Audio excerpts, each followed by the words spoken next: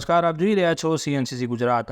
ગુજરાતમાં આમ તો બહેન દીકરીઓની છેડતીના કિસ્સા સામે આવવામાં લગભગ વર્ષો વીતી ગયા એવું માનવામાં આવતું કે બહેન દીકરીઓની સલામતીમાં ગુજરાત સૌથી અવ્વલ છે. ગુજરાતના બનાસકાંઠાના ભાભરમાં એક અજુગતો કિસ્સો સામે આવ્યો, જેમાં એક સામાન્ય દીકરી નહીં પરંતુ જૈન સમાજના સાધ્વીનું અપમાન કરી તેમની છેડતી કરવામાં આવી.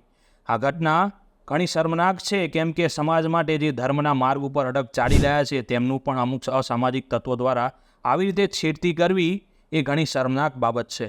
ભાભરમાં જૈન સમાજના એક સાધ્વી જોડે આવું વર્તન થવું એ ઘણો દુઃખદ છે.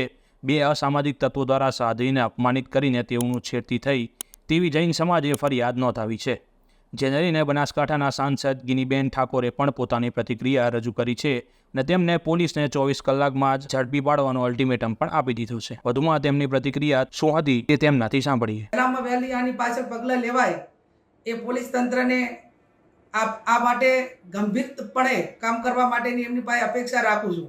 અને 24 કલાકની અંદર આ ગુનેગારોને પકડવામાં નહીં આવે તો એક મહિલા તરીકે જે સંવેદના હોય એ સંવેદના સાથે જે જૈન સમાજના જે આગેવાનો હોય કે અન્ય હોય એમની સાથે ચર્ચા કરીને પોલીસ સ્ટેશનમાં બેસવું પડે તો બેસીને પણ આ ગુનેગારને પકડાવવા માટે અમારે જે મદદ કરવાની થતી હોય અમે જૈન સમાજની સાથે છીએ. સીએનસીસી ગુજરાત, પાટણ.